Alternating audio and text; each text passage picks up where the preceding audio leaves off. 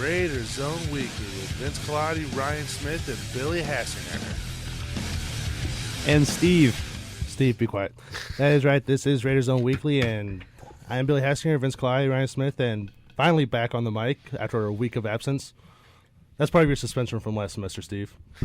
What did I get suspended for? Jesse suspended you like 4 times last semester for various instances. True. For doing a great job as sideline reporter. Great job, Mike. I believe you learned from the best, sir. Nonetheless, though, this is Raider Zone Weekly. We bring you all the action in sports. Our first topic tonight, Steve's favorite topic since it's his first show back, baseball. Prince Fielder signs a big deal with the Tigers, and quite frankly, as Cleveland fans, that makes us all very sad. Yeah. This is an interesting signing. No one actually really expected them. Even their owner was like, yeah, we really don't expect ourselves to come in and make any sort of play, and they came out of nowhere, essentially. That seems to be kind of the theme these past few years of free agent baseball. A team comes out of nowhere and plucks these guys, but you've got him and Cabrera now. Cabrera's moved to third base. 2 guys with over 200 home runs that are under 30 years old and in their prime. So this has only happened a few times. Hank Aaron, the man who many consider the greatest home run hitter of all time, next to Babe Ruth, was also part of a great tandem like that. So this should be interesting to see how these two work together and how this team overall works together with Fielder with the gigantic contract. It is kind of sad, actually, as an Indians fan, because it's like, look at the Tigers. They won the AL Central by 15 games last year. They're just stacking on the talent. They got Cabrera, Verlander. Now they have Prince Fielder for a $214 million contract. The Indians get back Tomey, and we're like, yay, Tomey's back. Like, I don't know. It's just it's kind of sick, the disparity with baseball, just the way these things have gone. But yeah, Fielder should make a pretty big impact with the Tigers. I mean, I definitely see him doing at least as well as last year, if not a whole lot better. Yeah, and one thing with Prince Fielder, guys, I just saw a stat on SportsCenter.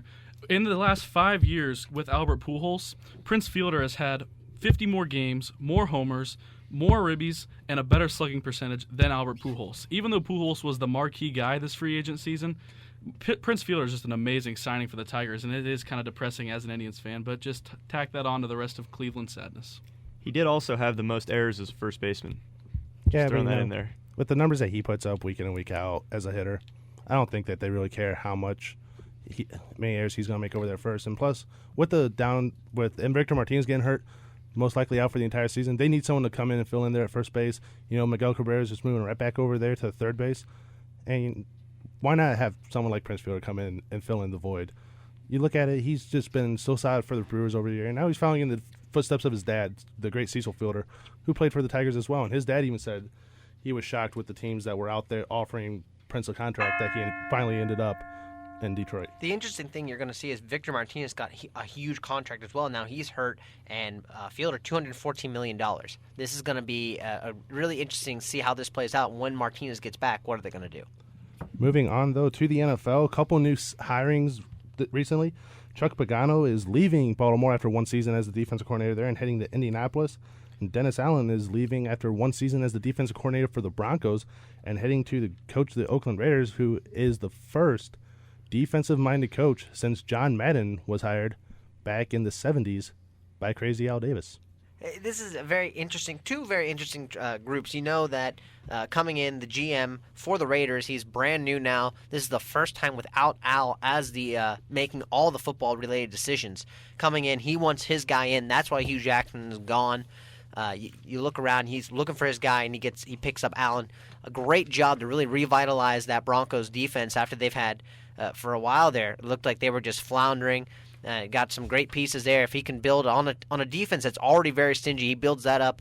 You've got Carson Palmer, who's still a pretty decent quarterback. If he can get a good offensive coordinator, that team could be very dangerous to contend with. As for Pagano, kind of a surprise, really. No one really knew where Indianapolis was going to go. Pagano, first year, brought back that mentality of blitz-happy, pass-heavy with the Ravens. So it's going to be interesting to see what he does with this Indianapolis team. This is a whole new outlook for Indianapolis. I'm actually a little bit surprised that Indianapolis went with a defensive-minded coach also, because, you know, they're going to have this whole quarterback change-up. I mean, we've already heard some of the rumblings between Peyton Manning and the owner of the Colts. So it should be interesting to see how that works out. I don't know how he's going to deal with the fact that they're going to bring in a new quarterback. I just, looking from it from a kind of long-term perspective, you'd think that you want to bring an offensive-minded guy. But I feel like defensive-minded coaches have done pretty successful. I mean, look at the Steelers. Cough, cough. Just saying. Yeah, I mean, I think both of these are really good hires because even though the NFL is going back to a lot of West Coast offense, high point scoring kind of games, so far in the playoffs, we have seen the Packers and the Saints and teams like that score a lot of points. They went down. So defense still does win championships in my mind. And these two guys, great hirings. Reggie McKenzie, like Vince said, for Oakland, did want his guy. Hugh Jackson, 500 season, not bad for his first full year. But, I mean, McKenzie wanted his guy, and I feel like Dennis Allen is a great hire because that Broncos defense, I mean, with the outstanding quarterback play of the great Tim Tebow, they obviously had to have some kind of defense there to keep them in the game, and I think it's a pretty good hire on both ends. I just hate how I cannot go a day without hearing the name Tim Tebow, but nonetheless, so Pagano, I like this hire for Indy because they need to get a guy in there who is defensive minded. We've talked about before, the defense is built to play from behind. They need to get a guy in there who's able to get a defense that's built to play when they're ahead and to really be able to stop opponents. The Allen, hire, though, I'm a little shaky on that one yet. I'll have to wait and see how he does in his first season before I officially write him off as a good or hire or a potential bust. But it is now time for our first 5 Undivided. And as you all know, this past weekend, college football lost one of its greatest coaches of all time as the great Joe Paterno passed away after losing a battle with lung cancer. There's been numerous reports that there's been some speculation, actually, Matt Millen, one of them, saying that he felt that he died of a broken heart. And you look at it, the way that things ended for him at Penn State, it could be easy to see how after that it just all went downhill from there for Joe Pa. There's always going to be two ways that Joe Pa is going to be remembered: as the cultural phenomena and leader of Penn State, the guy who brought them where they are today, the longest tenured coach, the greatest coach in the modern football history, and then the guy who let what happened under his watch with Jerry Sandusky happen. Did not do enough. There's going to be two sides all the time. One side cannot be brought up without the other, and it's just going to have to be embraced. Plain and simple. People are going to have to get used to the fact that if they say one thing, the other's going to happen, just like with Woody Hayes. Great team, punched a guy. And it's always going to be one of those flip side of the coins, but we're looking at that. Joe Pa affected so many people in those lives, not just football players, but people outside of it. His public viewing today had over 2,000 people over there coming in for his funeral before it being led down to be buried. And that's just saying something about how much the man has touched the lives of not just football players, but others outside of that as well. Definitely, like you said, an icon to modern college football. He was going to have his name on the Stag Paterno Big Ten trophy, but they ended up having to take it off because of the scandal. But you're right, Vince. It's going to be a twofold thing with him. We're always going to remember the good and the bad, but definitely a really good coach. And, it kind of surprises me. I was just thinking about, you talked about Woody Hayes, twofold. Well, he was a good coach, but he punched a guy. I feel like as a football coach, punching a guy kind of adds to your legend as a football coach. I'm just saying, if there's a way to end your career, yeah, go out on top, swinging. Especially back in those days when coaches were allowed to do just about anything. You watch the movie The Junction Boys, see what Bear Bryant put those boys at Texas A&M through. If coaches were to do that today, they would lose their job in a heartbeat. Yeah, and I mean, one thing with Joe Pa, like you guys have alluded to, it is kind of two sides of a coin with him, but I was just disgusted at what some of the people were saying, via Twitter or like the Wabash Church. We're going to protest his funeral for letting what happened with Jerry Sandusky happen. Now, I mean, I understand it was a disgusting, disgraceful act that Sandusky did, and what Paterno did kind of just stood by. But, let the man go in peace. He was one of the greatest coaches of all time, if not the greatest, based on wins. And he did more for State College, Pennsylvania than anybody else in history. I mean, there's a library named after him, and he not only was a coach, but he was a figure to that entire university. And for some of the people to just say such things, I mean, it kind of offended me because I have respect for Joe Paterno even after what happened, because even though there's, two sides to every story, I still think that he goes down as a legend. You think about it, too. It's kind of shocking to realize that in all the years that he was at Penn State and the head coach, he only did win 2 national titles, being in 1982 and 1986, but 409 wins, and the fact that Penn State stuck by him for as long as they did, even when they were having those downtrodden years, But like you said, Ryan, he just gave so much back to the school. He gave a lot of his salary back to the college anyway. Well, you look at that. Some of those national champions, he should have had more. His one team went undefeated the one year, and they voted Notre Dame anyways to have one loss. And that shouldn't have happened. It should have been Penn State winning that national championship, and he came out and called that out. You take a look at those guys. And the other thing you got to look at, you kind of knew Joe Pa would be gone once he stopped coaching. He refused to resign when they came to his house and asked him a few years ago. Comes back, and everyone, I had always personally thought he was going to die on the football field, just have a heart attack or something. And it ended up coming off. I know lung cancer, but when you talk about a broken heart, sometimes the stress, amount of things that happen, you're so upset and hurt, you don't take care of yourself, and diseases can take their effect that way too. I agree, Vince. I think it's a real issue. I mean, when you don't have the will to live, it's kind of hard to fight through cancer when you don't, your passion, your love has been pretty much taken away from you. I think it also kind of brings up an interesting point, and no respect to the late, great Joe Pa, but I mean, how long can these coaches coach and still be effective? I mean, was he really running the show there for, when he was 80, 81, 82? I mean, it's kind of interesting to look. I mean, would they have been on a better off team? Just saying. You never know. One thing that people think about is the reason he was still there is because of the icon status, and he was bringing in pretty decent recruits a lot of the time. Yeah, I was going to say recruitment. I mean, moving on, however, on to basketball now. Kevin Love gets a pretty good extension, 4 years, but he gets a opt-out clause after his third season, and you got to ask yourself, why would Minnesota not try and lock him up for the long term and leave it with no opt-out clause? They did try to lock him. Or no. That was weird, yeah. He wanted to be committed for 5 years. I was reading an article about this, but they only gave him 3 years and then an opt-out clause. Really, Minnesota? Really? Con. What are they, the Cleveland Cavaliers? Come on now. David Kahn, the GM, is dumb. He's an idiot, and if your main player was like, "Hey, I want to play here. Give me 5 years," I would be like, "Heck yeah, I'll give you 5 years. Do you want my house too?" No, but he's an idiot. He makes dumb decisions like this all the time. And now you've got your best player with an opt-out clause. I don't see now he's just going to go somewhere after that. Basically showing we don't want you. And you look at the team that they started building around him too. They drafted Derek Williams this year, who I was fairly disappointed about because I wanted him in Cleveland. They got Ricky Rubio, who's in his first season. He's going to turn into a tremendous point guard. They got a number of boys from Syracuse, Johnny Flynn, Al Farouk Aminu. I mean, they're loaded right now with young talent, and they would have been able to if they are able to keep Kevin Love after this contract runs out, that's going to be a scary team in the next 4 or 5 years. Yeah, and right now, I mean, next to the Clippers, they are one of the flashiest teams in the NBA. You look at every highlight they have, Ricky Rubio is looking like Pistol Pete in the modern day right now with behind-the-back passes and alley-oops up to Derek Williams. Derek Williams is playing strong on the perimeter and in the post. And then Kevin Love, I mean, he is by far one of the best posts in the game right now. He averages over 15 rebounds and 20 points a game just about. And, I mean, you can't have a third-year opt-out clause if you're Minnesota. I mean, if you're Minnesota right now, you have to start winning and keep winning to keep Kevin Love there, or else he's going to want to go to a bigger market. The guy shoots threes, too. Did you see his game-winning shot against the Clippers? Right outside, wide open, sunk it. And you don't usually see that from a big man, coming out and shooting a three-point arc perfectly. Yeah, he was a great perimeter shooter at UCLA, too, which surprised a lot of people because he's a pretty big guy. Yeah, it's amazing to see Kevin Love out there, the things he can do with the basketball. He actually handles it pretty good, too, for being a big man. And, Steve, you look like you have something to say. Well, it's just, the more we talk about this guy's praises, the more I get back to what Vince said. Like, what was he doing? I mean, the guy says, yeah, I'll play here for 5 more years. I really like the city. I appreciate what they've done. I want to stay in this smaller market. Nope, let's just give you 3. I mean, really? If anyone reads Bill Simmons, his thing, whenever something with Minnesota comes up, he writes "con" in gigantic letters, just following a movie reference. And that's what I was doing earlier. He's an idiot. He needs to be fired. Yeah, we'll see what happens. Maybe Kevin Love will stay in Minnesota after his contract's over. Who knows? I certainly don't.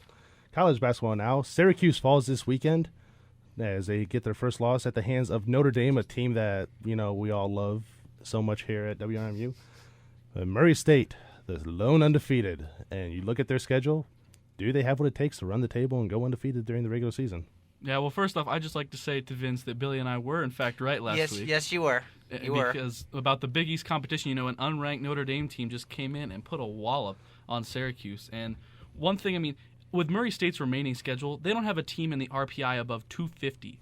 Like, that's awful. I mean, they're playing slack teams that, some Division II teams could beat.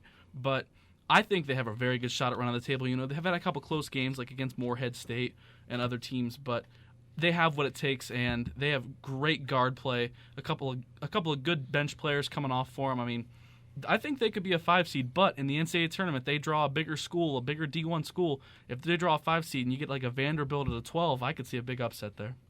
I do not value. I mean, we talked about this a little bit last semester when we were talking about football and teams being undefeated and all these hypothetical situations. And then Vince and I got in this big argument about the semantic of the sentence. And it was a horrible day. But I really don't value undefeated if you're playing not very good competition. I just don't. It seems like some people are like, oh, they're undefeated, but it doesn't mean anything. It's all who you play. I mean, any other team would be undefeated if they played the same schedule. Ohio State, Duke, Notre Dame, they'd all be undefeated if they played that schedule. So it really doesn't mean a whole lot to me. It just shows that they're winning and beating who they should be. And if you have a close game against Morehead State, come on now. Hey, don't be docking Morehead State. They were a good team. I will be. They knocked off Louisville in the tournament last year. Don't dock them. There's so many upsets in basketball, it doesn't mean anything. So, Louisville, Big East power. Vince? The interesting thing about Murray State is, like you said, their RPI, no one higher than 250. If they're going to run the table, they can run the table. They could, if they get one loss, I think it might be kind of sad that they have one loss. But they get into the real tournament time the real test is going to be during the tournament. Are they able to stick up with the big guns, with the big guys coming in, any of those Big East teams, and the perennial Ohio States, those types of guys? That's going to be the interesting thing to watch, like Ryan said. Yeah, and Steve, what you talked about earlier about how the scheduling, if Ohio State and Duke had that schedule, well, Ohio State and Duke have some of the best recruits in the nation. Like, they draw the Austin Riverses and the Jared Sullingers of the world. Murray State, you got 5 guys that no one's ever heard of, but they play as a team and they play as a veteran team, and I mean, if it doesn't matter who you play, but with that team, the tough recruiting they have, I think they're playing a pretty good season so far. We'll just have to wait and see how the rest of their schedule goes. I wish I could have remembered a couple of the teams they play. They play like Southeast Tennessee State 2 more times this year. Tennessee awesome, Martin. That's how awesome their schedule is. We don't even remember. This is what I mean. If they play a Big Ten schedule, they're like at 500 right now. That's besides the point, Steve. Nonetheless, moving on to our cheers of the week. That's the whole point. Steve, be quiet. Moving on to our cheers of the week. I had a good one that I thought of earlier today. Then I forgot it, so we're going to do our original cheer. What a surprise. Yep. Vince, you be quiet. The Cavs beat the Knicks.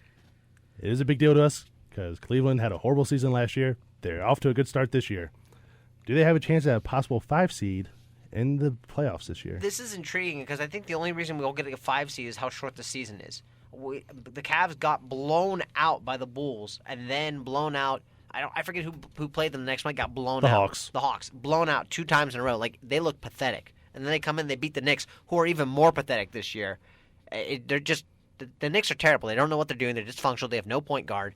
And that the Cavs beat them is good because I like seeing the Cavs win. I think they've beaten the Knicks like the past 12 times that they played them or something. It's some weird stat like. They're supposed to be a good team, and we could consistently beat them. Just you wait. Which cracks me up. Just you wait. The Knicks do have a good point guard that's hurt right now. Baron Davis? Yep. They're going to release him. They're going to release Baron Davis is all indications. He is still on the roster. Yeah, when he's healthy and not eating everybody. But anyways, Cavs, that's great that they beat the Knicks. I'm very happy about that. Vince, I missed your comments so much from not being here last week. And he's not eating everybody. I mean, I think if you look at it logistically, they have a chance at. I mean, they are like 6th or 7th. It's not like they're completely out of it. I mean, they're tied with Boston right now as far as records go. So, Kyrie Irving might be the future. We'll see. See if he picks it up a little bit. I don't know. That's my entire philosophy on the Cavs right there. I'm so disillusioned with it. I mean, it's so hard to. I don't know. Maybe they could swing things around. It's a shortened season. I really think that's a big thing for it. Yeah, and I mean, sorry, Steve. I didn't know. Keep going, Ryan. Okay, no, it's all right. Just don't knock your computer off the ledge. But I think what the Cavs have is the fact that, like you said, they have the same record as Boston. Boston might have more talent, but the Cavs have more youth. You start playing 3-4 game weeks, you're going to have a lot of fatigue from Boston. But this Cavs team, you got Tristan Thompson, who is a little banged up right now, but he's young. Kyrie Irving coming off. I mean, Alonzo G. Kyrie Irving is probably the rookie of the month right now. He's averaging crazy stats, and he's averaging better than LeBron did in his rookie season. So it's just they're playing well. Okay, picture this. Ragtag bunch of Cleveland Cavaliers just sort of go on a rampage throughout the season, one of Vince's favorite words. They just somehow mesh together like Moneyball, like Billy Bean's Oakland Athletics, all right? They go on, they run through the playoffs, and they win the championship. Are we talking Hoosiers here? Or are we Listen, talking... no. And they win the championship, and then Dan Gilbert is right. The Cavs win a championship before LeBron. That would be awesome. I would be so happy. I think every Cleveland fan's head would just explode from happiness right there. Just Most heads would freak out. explode. I would probably cry tears of joy. Yeah. Much like I did when Vince and I finished our and they would SCE beat last the Heat in the semester. semifinals in some dramatic That fashion. would be awesome. That would be awesome. But, you talk about the Celtics and how they're getting up there in age. Ray Allen out for another game here tonight. Rajon Rondo also out tonight. So their age is finally starting to come through. But Pierce possibly being traded. that too. But nonetheless, though, Cleveland, we cheer you for beating the Knicks. And now, moving on to our Jeers of the Week. The NFL has announced that they are going to allow players to tweet during the Pro Bowl on Sunday from computer stations on the sideline, which makes absolutely no sense at all when they fine players $10,000 for tweeting on the field during games during the regular season. They even fined Troy Polamalu for using his cell phone to call his wife and tell him that he was okay It got after he got injured. But it got retracted. It got Doesn't switched matter. around. The fact is that they still charged him for because it. they were dumb, but he didn't have to pay for it. But this I think is just a funny gimmick because basically they're saying this game doesn't matter at all. We just want you to watch it. We want you to follow us on media. Here, guys, have fun. This is going to be like Chris Johnson sitting there or something going like, hungry, eating hot dog right now. Fun times watching people play. And it's going to be something ridiculous like that. So I really think this is just a PR gimmick to say, hey, come watch the game, come be involved. It's just a funny thing. I feel as though at the rate that professional athletes make gaffes when they tweet, reading the text from tweets from the Pro Bowl might actually be more interesting than the game itself.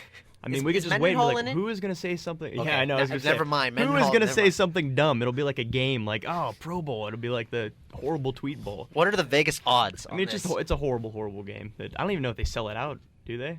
I mean, it's in Hawaii. I would go, but I mean, You got to go to Hawaii. The, the game itself, though, I mean, it's lost all of its significance. Really, I mean, like you have the MLB All-Star Game.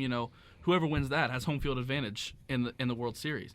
But the Pro Bowl in the NFL, I mean, it's just a massive joke. Like, the players joke around the sidelines. The coaches are wearing lays, laughing it up. Like, they probably have some fan calling all the plays up in the press box. I mean... Oh, my God, that would be cool. That would be sweet. That would be great, Ryan. Yeah, that would be... I just gave an idea to Bud Light for a commercial. There we go. I've just got an image of Tom Coughlin with his angry, beady eyes with a lay on just staring at somebody because they messed up a play. And I just find that hilarious for some reason. He can't be happy. I mean, know. It's just impossible for him. But I think this tweet idea is... A good idea, but also completely contradictory. I could just see have him tweet, what play should I do next? Run for 50 yards. I'll try it. Oh, my gosh. All right. So they do a poll like on American Idol, and you vote for what play you want them to run, and then you're like East Coast is like the AFC, or you could do it regionally. Yeah, I don't there know, you whatever go. city you're nearest to, you could like vote for. I would see about 30 hook and ladders, or a couple of Statue of Liberties, probably. I hope Goodell's listening right now because these are fantastic ideas. Yeah, I'm sure that Roger Goodell We'll probably get has better fined for things to talking do. about it, though. I'm sure that Roger Goodell has better things to do on a Thursday night than to listen to us, Steve, although that would be pretty cool if he Are was you listening kidding? to us. This is the best show going on Thursday nights now that football's done. Best show on Thursday nights? Maybe not, but we definitely are the most comical show on Thursday nights. That is sports related. But anyway, NFL, we jeer you for being hypocritical. Just make no sense at all. Why don't you? Boo. Good That was- addition. I've just been into the sound effects today. I'm just trying to get it all out. I've been gone for a whole week. Yeah, a whole Double week. the shenanigans. Steve, be quiet. Undivided. Because it is time for our second 5 Undivided topic of the night. Going back to those pesky New York Knicks that we were talking about earlier. The other night, Melo scores just 1 point, but they do win by 33. That just go to show that the Knicks do have players such as Stoudemire, Tyson Chandler, who actually can show up and play ball, and that Melo is possibly a little bit overrated in New York. Well, it kind of comes down to this other story, the fact that Carmelo Anthony hurt his wrist and his ankle, but continued to play rather than sit out and let his wrist heal. I mean, your wrist is kind of important if you're a professional basketball player. I don't think you should mess around with that. So apparently the story is that he changed his shooting style, but decided to still shoot, 15 shots in the game and miss them all. So not very smart. So I'd say overrated. And correct, by sir, far. he did not miss all of his shots. He made a free throw. He made a free. Yeah, I meant pulling up for field goals he missed, but. I kind of, nothing against the fact that he's hurt. The guy can play through pain, sure. But I still think he's kind of overrated. But it also says something about the Charlotte Bobcats, who the Knicks played. Michael Jordan needs to suit up and get on that floor for the Bobcats if he wants his team to go anywhere. The Cavs blew them out. They have an awful record, and they're playing unmotivated. Gerald Wallace is now a trailblazer. Their marquee guy that they got whenever they became an expansion team. it says a little bit about the Knicks. They do have a couple of good supporting cast players, even whenever Carmelo can't do anything. But I think that game was just a testament to how awful the Charlotte Bobcats are this season. The interesting thing with this Melo scoring 1 point is just all in this big drama that's going on in New York right now. Him and Amari aren't working together. Everyone seems disinterested. You said Tim Legler was showing highlights of the Cavaliers-Knicks game, and they were Cavaliers wide open. Antoine Jamison was standing in the corner for like 5 seconds before someone half-heartedly stuck their hand out while running at him, hoping to deflect his shot. I mean, these guys, it's just bad. And on top of that, you've got Denver, who's had a winning record, only 12 losses, I think, since the Melo trade. They're like 30-12. So I really think they've gotten the better because they got all those young guys in there.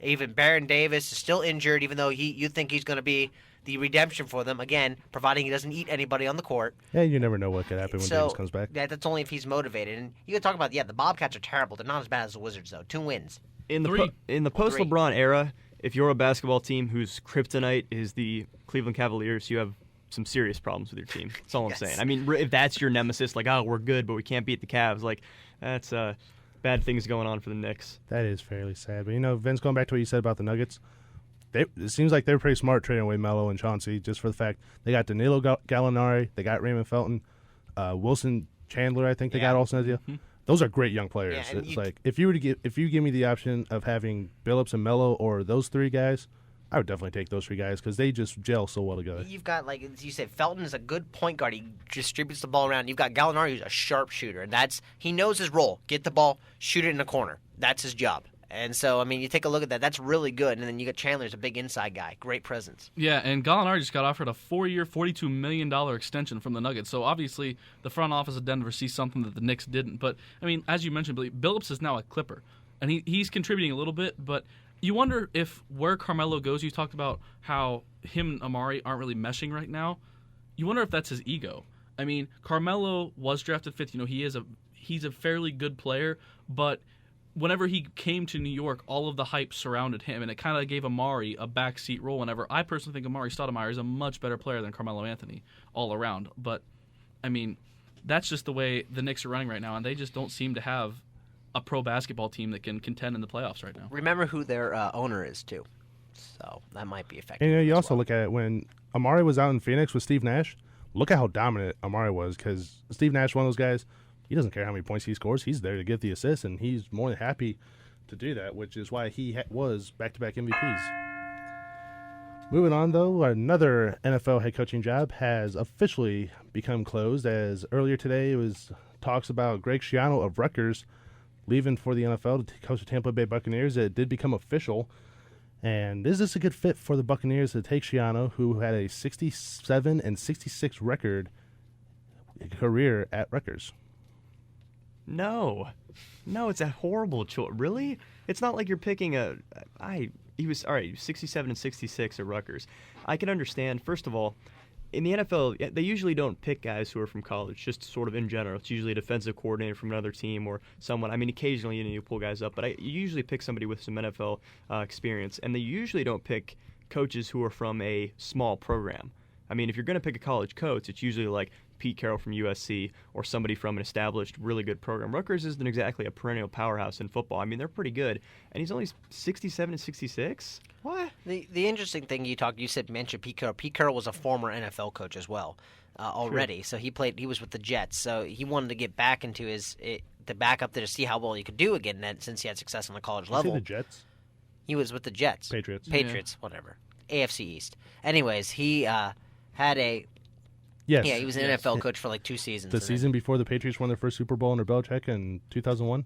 Yep. Carroll was the coach. Yeah, so it was a... so you got to look at those guys, too, to come up. Most of those guys that they pull up from college, they don't generally just pull straight up a guy from college. It's someone with some sort of NFL experience. The exceptions are, I believe Dave Wanstatt was not an NFL coach before he took the Dolphins job. You talk about Jimmy Johnson, Miami, the Barry Switzer, Oklahoma. So some of those guys coming up. But this is interesting. I guess the only way you could say is he's been consistent. He turned Rutgers into a team. Rutgers was on the map because of him. He made them kind of what they are. And while they were kind of a middle-of-the-road team, maybe they're taking a different look. They want an older guy, someone like that, who is opposite of Raheem Morris, who just let everything just got out of control for him. So Yeah. they may be looking in that angle. Yeah, I think what the front office for Tampa is trying to do is try and fit the Jim Harbaugh mold from this season. They're bringing a guy up from college who, in Rutgers' bowl win this year, Schiano was in tears. I mean, it wasn't even like a BCS bowl or a major bowl. It was like a December 26th kind of bowl, and he was still passionate about what he did. And this young Buccaneers team needs some kind of leader, like exactly what Harbaugh did. The 49ers had a young team, not a lot of motivation, a couple of awful seasons in a row. And the Buccaneers, they were 10-6 last season. Yeah. But this season, they fell right off the map. They have a lot of young talent, and I think they just need a passionate, driven coach to put them back on the map because they do have the talent on offense. Well, you say Harbaugh too. He played in the NFL. Yeah. There's another guy. I feel as though you don't want the coach who's celebrating like it's his greatest win ever when he wins the Meineke Car Care Bowl. I feel like you want the guy who's like, oh, won another Rose Bowl, big deal, I've won 3 in a row. Like, it just seems so bizarre to me. Like, I don't know. It doesn't fit. It's not. You also got to think. Look at a couple of the players that he's turned out at Rutgers. Ray Rice, for instance, one of the premier backs in the league. Hakeem Nicks, a big reason why the Giants are in the Super Bowl. Hakeem Nicks went to North Carolina. That's right. I was thinking of Kenny Britt. Never mind. yeah. Kenny Kenny Britt- Britt's pretty good too. Yeah. I get those two. For some reason, I get those two mixed up. For some reason, don't know Weren't they why. in the same draft class? Yeah, Yeah, that's why. yeah, they were in the same draft class and everything. But nonetheless, though, he has turned out some pretty good talent up there at Rutgers. Yeah. I mean, turned out, it doesn't mean he's not like he trained Ray Rice every day and coached him into who he was. I mean, yeah, he had an influence on him, but I mean, I don't know. Coached him in college. It's just going to be interesting to see how he does, because I don't know if he's got any sort of NFL experience at all. So we'll see. This is a total change from what the Bucs have been trying to do the past few years. 2 years and out prediction. All right, You heard it here first. Steve The making his. exciting Greg Schiano pick. Is that your bold prediction of the night? Bold prediction of the night. All right. Moving on. Roger Goodell received an extension through the 2018 season. Do we see this being a good thing or a kind of an oddball thing for the NFL? Horrible. No, I'm just kidding. I just wanted to start 2 topics with that same exact thing. I kind of have mixed feelings about Goodell. I mean, on one hand, he's juggling a lot. The fact that there have been so many new injuries, the fact that he had to deal with the lockout, there's a lot of things going on with the economy. This concussion issue is pretty serious, and he's trying to figure out a way to fit what he thinks is best into the NFL. I mean, he's trying to figure out a way that he's not going to be too imposing, he's not going to ruin the game, but at the same time make it safer so that we do have guys who play. And he's really, I don't know if he's done the best at it, but it is a very difficult process. I mean, he's done some things, I think Troy Polamalu called him out, that he's just kind of been handing out his own fines. There's no really judiciary system in the NFL as far as these fines go. So I could see why people get mad, but at the same time, I mean, you got to be fair to him. It's a very difficult task that he's forced with, at least from that angle of it. I think that I think it's a pretty decent idea to give him an extension through 2018. I mean, he's had a couple good seasons. Paul Tagliabue did a great job as commissioner, but he was getting up there in age. He wasn't as in control. Roger Goodell, even though he doesn't have quite the judiciary system, he's able to hand out fines. He is kind of that long arm of the law that the NFL needs, with players like James Harrison, who can be a bit out of control sometimes. And he dealt with the lockout very well. He was pretty understanding with the owners and the players. He was a good mediator for that. And I feel like it's warranted, but I don't know how he does have to make a few changes to make the NFL better. This is brilliant. Oh, go ahead, real quick. James Harrison is not a bit out of control. He is totally out of control. No, he's not out of control. He has a target on his back. Anyways. He hits hard, guys duck into him, and then when he actually does have a hit, they're like, oh, it's like his 5th one in a row, when it's really not. Sorry, that was Colt mine. McCoy. Okay, so anyways. Yes, great. Anyways. That was the only one. Steve, The other ones were clean. Steve, This is just a shush. brilliant. This is brilliant. On 2 facets right here. Goodell is that guy who he's young enough that he can relate to the players, and most of the players like him. Even Harrison and Polamalu, they like him. They'll go. He's open to talk to them at all times to clear things up. He did that with Ndamukong Suh. He did it with Harrison. Harrison came in and spoke to him. They talk. He's a really down there guy, and he's always said he's wanted to be the commissioner. He's wanted to work that way. On the other hand, this is brilliant for them too because he can be the evil guy. He takes away from the NFL players all the nastiness and things that people are bitter. They can direct it right towards him. He can be that shield, improves the game because people can say, oh, we relate to them. Because in the case of Harrison, you saw how vehemently, I know he's a fan, but you saw how vehemently he was defending Harrison. He was blaming it all on He was essentially blaming it all on Goodell. You look at those types of things, and that's something that he's really adapted to. And that, I think, helps the league out. No, just have to see if Goodell keeps on trying to make the league a little bit safer, and when players do violate the rules, whether it be on the field or off the field, if he keeps on being the disciplinarian that he is. I just got that song Keep On Going On stuck in my head when you were saying that, and I don't know why. That was weird. Neither do I. That is weird. But nonetheless, moving on back to college football, Navy is set to join the Big East in football in the year 2015. And now you got to ask yourselves, is Navy a good fit for the Big East with their option offense? And would they be able to, how would they do in the Big East? Oh, the Conference Big East, the USA East, here we go again. They're just a hodgepodge of people coming in. This is interesting because Navy's got that unique style. They're kind of like a Georgia Tech, I believe. You said they run the option. They're like that. That is where Paul Johnson got his start, was at Navy, and then he took that offense down to Georgia Tech. Yeah, and so that's interesting because we saw in the NFL it was hard to stop. We see it all the time. Navy usually has a pretty decent record because it's hard to stop a triple option. If you've got the right personnel to run it, when you have a weird offense and if you get the right personnel, we saw with West Virginia how well it worked with Steve Slayton and I forget who their quarterback. Pat White running that system, how well it is, and seeing Navy, it could work for a while, particularly against the Big East. I could see them in the championship games, but I don't see them being like an elite group and making that jump up to saying, oh, the Big East is better now. Yeah. I just hope there's a Big East in 2015, the way they've been shifting around so much. I kind of went in and I looked at a couple of articles about it, and I figured out what the Big East would be in 2015. So it's going to be UConn, Rutgers, Cincinnati, Louisville, USF, Houston, SMU, UCF, Boise State, San Diego State, and Navy. So I feel as though they might have to change their name. USA it's not really East, that's what they're going to call them. But it's not even. You got San Diego State in there. It's not really. How can you call it the USA East? I was making a joke. There's like a Big Ten. They've got 12 groups, so they call you it got Big Boise Ten State. Historical aspect. They're going to keep Right. the historical name. Big Ten could have 20 teams. They're still going to call themselves the Big Ten. I kind of look at this. I mean, you look at these teams like UConn, Cincinnati hasn't been that great. I mean, Rutgers has been better. SMU, I think that Navy would be able to contend, and I think playing that kind of schedule would be good for them and good for their publicity. They'll probably get better recruits too now that they're playing in a conference like the Big East. I think that if Houston would have been able to get into the Big East this past season with the offense they had, Patrick Edwards, who was a great wide receiver, Case Keenum, who could very well be a sleeper in this year's draft, they'd have had that offense in the Big East. I think they could have done some things. Well, I mean, and Boise State, too. I mean, you look at, there are a couple good teams there, but Navy runs that triple option, and I love to watch Navy play. With all of these quarterbacks throwing the ball 50 times a game, Navy runs the ball, and they run it hard, and I just love the way their offense works, and I think they could be a perennial team to watch in the Big East.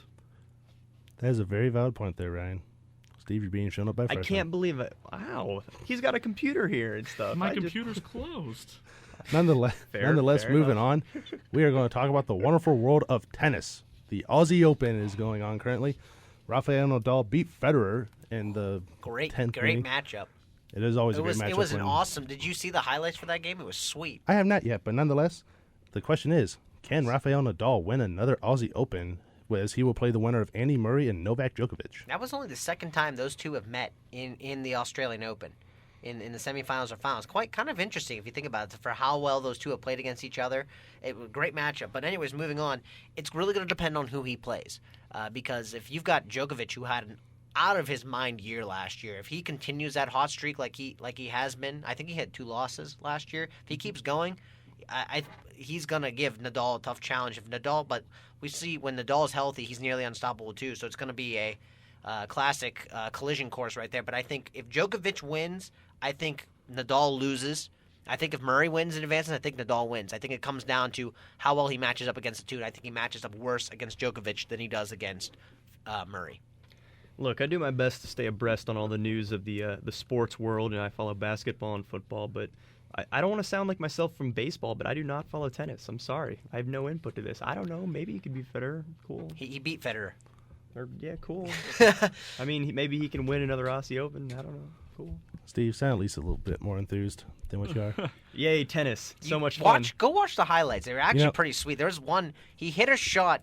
Federer hit a shot. It was in the corner, and it looked like Nadal wasn't going to get it there. All of a sudden, Nadal comes from the other side and slaps it straight across court at a ridiculously diagonal angle, and Federer can't do anything, and the ball's literally right next to him, skipping past him. It was a great shot. I don't think SportsCenter covers as many tennis stories as we do. I'm just saying. Well, I mean, ESPN has like a lot of the Australian Open on there, but I mean, that's beside the point, because I think last year, Vince, you talked about how Djokovic had 2 losses. Yeah. He faced Nadal twice. Both of those times, Nadal had a hurt ankle.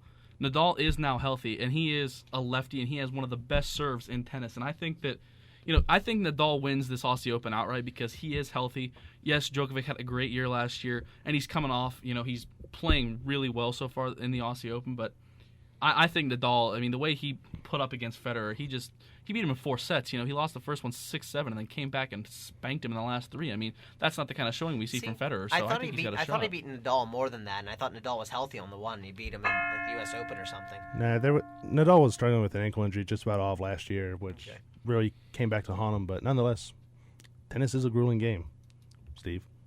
It's not really a grueling game. Let's go Come play, on. Steve. Come It's on. not grueling. It's not I would like to football. see you go out there and play tennis for as long as these guys do. It isn't grueling. Undivided. Yeah, Steve, go tell one of our tennis players that and see what they do Slap you. with With their rackets. I say, really, you want to see grueling? Go watch the football team practice. All right. Nonetheless, speaking of football, moving on, we are going to take a look at the Mel Kiper's redraft of the 2006 draft. As you remember, there was a contest for the Bush Bowl, supposedly, as the Texans won that and surprised everyone when they decided to sign Mario Williams to a big deal, and they actually looked pretty smart doing that. As we all have our printouts of it, guys, take a look through it and see who you think definitely deserves to be back up there in the first round, and who possibly is a surprise. The interesting thing right here, when you look at the top 6, it's non-specialty groups. It's offensive and defensive linemen in there, except for number 3, Maurice Jones-Drew.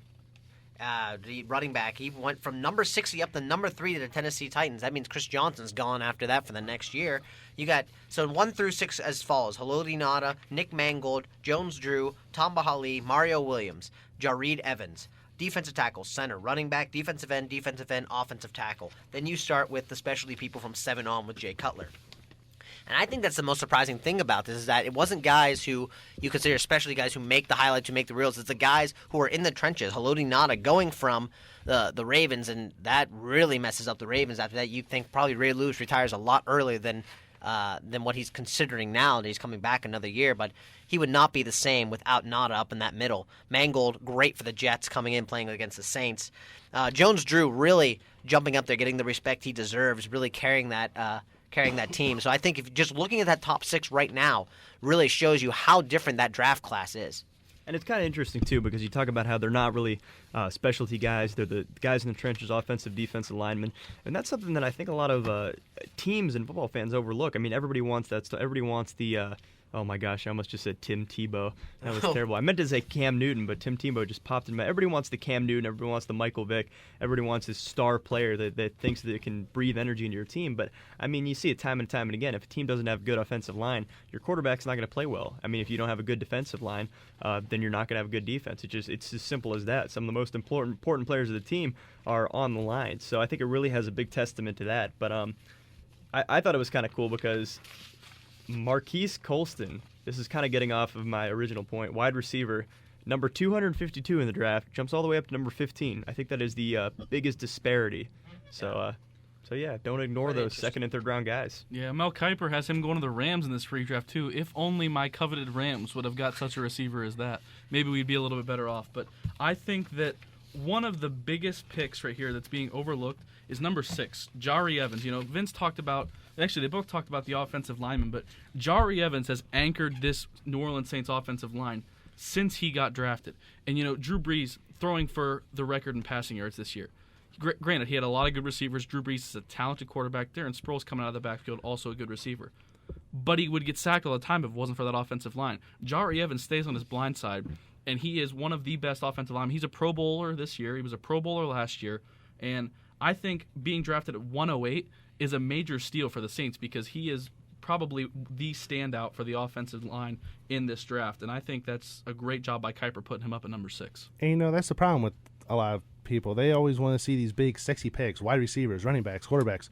You know what? If you ain't got an offensive line to protect that quarterback, your receivers aren't going to do anything, your running back's going to get stuffed in the backfield, and your quarterback's going to be on his butt more than what he's worth. And looking a little bit here, you had Mario Williams only dropped 4 spots, and you got Reggie Bush dropping to 12. From number 2 to 12, that's 10 spots down. And I think another one that's quite interesting, Elvis Dumerville, a lot of people forget about him, went to the Broncos at number 126. He has been ridiculous. He is exactly from his draft position. We'll take a look at these. Hawley, I believe, went number 3 overall, or I forget where he went with the. He's currently with the Chiefs. That's who he was drafted by. He was drafted by the Chiefs. Okay, so Dumerville behind him and behind Mario Williams, number 1 overall pick, half a sack behind them, both of them, taking number 126 overall. Maybe a short guy, came in injured a little bit. I think that's why he dropped, because he got his leg stomped on by Marcus Vick. But you take a look at that. Going from 14, half a sack behind the number 1 overall pick, the number 20 pick, that's really good for a guy going from 126. I'll tell you the guy who really surprises me is the Brickenshaw Ferguson. He went number 4 to the Jets, and he did drop down to 10th.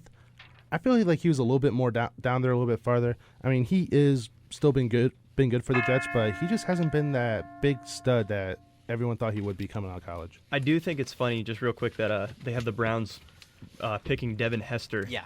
Because that's the missing puzzle that the Browns need, a good Exactly. return man. If only they had a good guy who could return kicks and punts. That's all they need. I was really shocked that we were picking 13th. I had forgotten that we actually did semi-decent to get to 13 that year. Yeah, that was Romeo Crennel's first year, went 6-10. Had the number 12 pick, then we traded with the Ravens. But nonetheless, moving on back to college basketball, Missouri, who was number 2 in the land, falls to Oklahoma State, who was riding a 3-game losing streak entering that game. Everything go wrong for the Tigers, or did they just catch Oklahoma State at a bad time? I think they just caught Oklahoma State in a game they wanted to win. I mean, Oklahoma State, after Eddie Robinson left, they've kind of been out of the Premier League for programs, and they haven't been that great in basketball. So being against the number 2 ranked team in the nation, I felt like Oklahoma State had something to play for. Coming off a 3-game losing streak, I think Missouri has a great team. Come tournament time, they're going to be top 4 seed. Their guard play is phenomenal. But, I mean, everybody has an off night. And, I mean, the game they played against Baylor was phenomenal because Baylor has 2 lottery picks on their team right now, and Perry Jones and Quincy Acey. And plus Pierre Jackson, he's great. But I think that Oklahoma State just came in, 3-game losing streak. They just had a little bit of chip on their shoulder, playing the number 2 team in the nation. And I think that, they just played a great game. I think it's kind of that time of the year for teams to get upset. I mean, I know we haven't seen a ton of teams get beat, but we saw Ohio State get beat not long ago. We've seen a couple teams drop down. Duke was ranked at the beginning of the season. It just seems that it's sort of that dog days of winter for these teams. They kind of get in that slog. They're playing teams, I mean, this team, they come out, they're like, oh, it's just a team that's not that good. They're unranked. We just roll through them, but they don't realize they have a target on their back. And I think that's one of the reasons that these teams do get upset at this point in the season is because they're just sort of going through the motions. I mean, it's not quite time to gear for the tournament. It's not the beginning of the season. It's just sort of that middle awkward stage. I'm in agreement with you. I think it's really hard to really go through a season and at such a consistently high level, and this shows. I mean, you look at Florida State, who has a history of slaying big-time teams. Duke, North Carolina, back-to-back. Crushed North Carolina and then came in and beat Duke on a 40-game home winning streak. You come in, like you said, Ohio State, and I think this also shows how hard it is to really go undefeated in there throughout a season. The last team to do was Indiana, and they won the national championship. So very hard to do, very hard to just win consistently and at such a consistently high level. Like you said, particularly during this time, it's really when anybody can get upset at any time. And, you talked about Florida State knocking off North Carolina and Duke. I loved both of those games. Oh, yeah, you smiled there. I saw that smile. Oh, yeah. It was a very fun time when they beat both of those teams. Nonetheless, we need our best soundbite of the night. It's hockey time. It is hockey time, and our topic tonight is Alex Ovechkin, one of the best players in the NHL, has decided to pull himself from the All-Star game due to a hit while serving a suspension due to a hit that he laid on a player last week. Is this an honorable thing for Ovechkin to do? I'm kind of thinking it is. This is a little bit of a shock. Ovechkin, I've always seen him as kind of like a cocky guy going out. He's the flashy dude who comes in. Always kind of like the foil to Crosby. Crosby is the quiet worker, the guy who gets things done. He'll stay behind the backstages. You always see Ovechkin flying around making those types of plays. So they're kind of like a foil of each other. And this was the last thing I would expect. I would expect it from Crosby to say, I'm suspended, I need to step out of this. This is the last thing I expected from him. So I think it's a good move on his part. Takes away from the media spotlight. Oh, he's on suspension, but he's still playing now. The only loss is from the fans who wanted to come see him. And I still think, though, it's a good move on his part. It's really teaching a lesson of if you do something wrong, you got to serve it. See, I completely disagree, and no offense to you, Vince, but I just from the things that I've heard, NHL players do not like to play in the All-Star game. They like to take a break. So it's kind of like, oh yeah, I'm not going to play in the game because I'm suspended. It's kind of like he probably didn't want to play anyway. I mean, I've heard on SportsCenter, Mel Kiper was talking, not Mel Kiper, somebody else was talking about how Barry Melrose, perhaps. Barry Melrose, Mel Kiper. Mel Kiper, was NHL commenting. draft analysis. No, but he was talking about how Ovechkin is kind of being selfish. It's like, oh, he's taking this break. They need him in this game. I mean, who's going to watch the NHL All-Star game? And he also sets this precedent. I mean, pretty soon Evgeny Malkin's going to say, oh, I don't want to play. I'm kind of hurt. I mean, it's sort of reducing itself. And that's where Sidney Crosby comes in as the foil to Ovechkin. No, Crosby can't play because he got a concussion. But no, I'm just saying. But if you would agree with me, Sidney Crosby is kind of like a foil to Ovechkin. If you think about personality-wise, think about it. Crosby would have played for sure. All right, you two For the put Becker in fans. and let Ryan get his words in. Okay, well, I just want to read this quote from ESPN. This is verbatim. I just love this because this is like sheer Alex Ovechkin. My game is play physical. My game is play hard, and I don't think it was bad hit, dirty hit. Yeah, I jumped, but he don't get hurt. I mean, Soviet Russia. In Soviet Russia, hockey play you. I mean, it's just, it's hilarious to me because that's what this guy is. He needs to be in this All-Star game because, I mean, I agree with both of you, actually. I'm kind of Switzerland in this argument because I feel like he needs to play for hockey, but what he did by coming back, it taught everyone a lesson, but that's just the way Ovechkin plays. Obviously from this incredibly stereotypical quote that he just said to Barry Melrose, I think that, that's just the way he plays, and I think he could be a potential factor to, be good in this All-Star game. I thought this was going to be Steve's rant of the night of him hurting a Penguins player. I thought this was going to be it. But If it would have been, I would have cut him off sooner or later. Nonetheless, so it is time for our picks of the night. First pick of the night, back to tennis, who Steve seems to love. What Steve seems to love so Too much. much. Andy Murray taking on Novak Djokovic in the semifinals. It's going on right now, I do believe. Who you guys taking? I'm going to take Djokovic. I think Djokovic keeps his hot streak. I think really he's broken through that barrier of Nadal-Federer that they've kept down for so long. I think Djokovic wins this. Didn't he used to play for the Mavericks? He's like a postman or something? Djokovic? No. I got him. That's who I'm going to pick. Wow. Crickets. Not funny. That was just not funny. And Steve's string of bad jokes continues. Well, actually knowing what they do in the game of tennis, I'm going to pick Djokovic because, I mean, he's still on a spree, and I think he is way more talented than I know Murray. what they do in the sport. It is not a brutal sport. Okay, it's taxing. It extends energy. You know what's brutal? Soccer is brutal. Football's brutal. Marathon running is brutal. Tennis is not brutal. Should we have Steve interview a tennis player here at Mount? Yeah. It is not brutal. I think that would be a good idea. Nonetheless, I take Djokovic as well. Andy Murray, great English player. Just don't see it happening, though. College basketball, number 16, Mississippi State, at number 13, Florida. Who are you guys taking? Well, this is an interesting matchup. Mississippi State's always one of those teams you look at, you're like, they're going to be good. They're not. Florida. Yeah, I'm going to have to go with Florida, too. Backcourt, Irving Walker, Kenny Boynton, Florida. Yeah, seems like we're on conference here tonight. Florida as well. Number 22, Michigan, traveling to Columbus to Loaded take on number pick. 3, Ohio State. Loaded pick. Ohio State at home, beating that team up north that I will not say who they are. Definitely Ohio State. I see no way in which Michigan wins. OH. No way. I-O. You know, I'm going to go with Ohio State too, but I'm going to say this game's a lot closer than what you guys are. Michigan is a good quality basketball team. They It's are, going to be but- close. I just don't want to admit it. They are, but Ohio State's at home, so it's better. If it was on the road, it'd be a little dicier. Like I Ohio said, State's at home. Ohio State's going to win, but it's going to be a very tough fought basketball game. Nobody beats him in the shot. Don't jinx them. True statement. Number 19, Connecticut, going on the road to take on number 10, Georgetown. Connecticut. Okay, I'll go with Connecticut. I don't know. I got a feeling for Georgetown in this one, but Connecticut. Give me Let's go Connecticut. Vince. Georgetown's a surprise team in the Big East this year, but Connecticut's had a couple shaky games, but Jeremy Lamb, Shabazz Napier, and Andre Drummond in the post, I mean, they're a good team. Connecticut upset. I'll take the Hoyas. I'll be the lone one this time around since we've all been in agreement so far. I will take the Hoyas. That's right. Moving on, another SEC matchup. Tennessee taking on number 1 Kentucky. A lot of people say Kentucky still should have been number one, that when they lost, it was only by luck. So I'm going to go with Kentucky here. I think Tennessee, while they're doing okay, they're not the same Tennessee as they were in the years past where they could slay those guys randomly because they had Bruce Pearl. I'm going to go with Kentucky. Yeah, I'm going to go with Kentucky, too. I don't see... I could understand if they're playing a ranked team at this point in the season, but being number 1, I don't see them losing to an unranked, even if it is in the SEC. As much as I want Kentucky to lose, Kentucky at home, Anthony Davis, I mean, Kentucky's got this one. And I put this game on this schedule for a reason because I was going Tennessee the entire way. Tennessee is always good for one good upset. Jesse's going to call you and rant at you now. You know. Oh, this, probably. right? Oh, I know he will. You're getting ranted. I don't care. I'm still saying Tennessee will win this basketball game. And if they don't, oh well. No big deal. Odds makers. Where are the odds that the Tigers do win the World Series this year with the addition of Prince Fielder? Well, my odds were awful last week, but I'm going to go with 75% again. I think they got to the championship game. Verlander has established himself as the man, back MVP and Cy Young.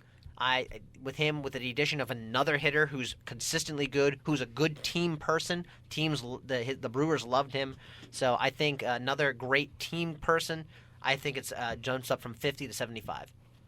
I really don't want to make any more predictions on this show because I'm not good at it, clearly. I always fall behind. We did that thing last year. We kept track. I'm always in last place. My Division III bracket held out for like 1 week, and I was in like third, and then it just dropped down. Make so, your random I don't know. 24-point quarter triangle prediction or something. I don't know, 51.86% with plus or minus 2 rounding error, you know.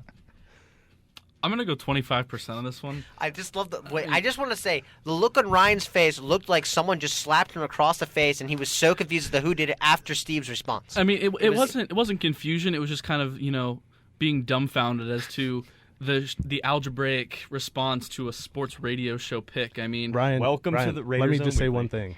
The longer you work with Steve, the more dumbfounded you will be.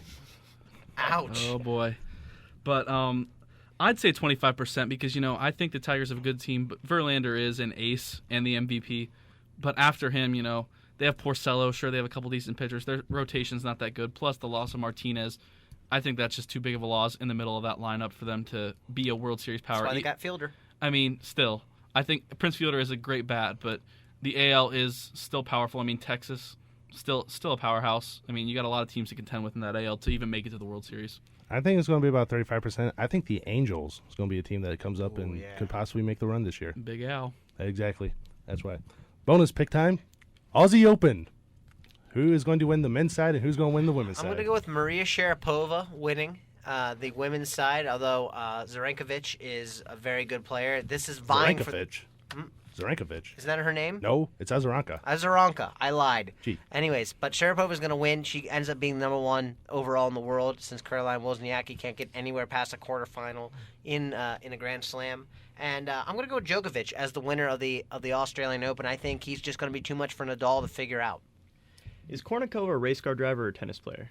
Tennis player, and she's not playing anymore. Oh, okay. It's Sharapova versus... Azarenka. Yes. Oh, I don't know, Azarenka and Nadal. So insightful, Steve. I'm gonna go with Sharapova and Nadal because Maria Sharapova, she's probably got one of the best serves in women's tennis. I think she can retain the number 1. But sleeper pick for Wimbledon, Kim Clijsters coming off a pregnancy. She is.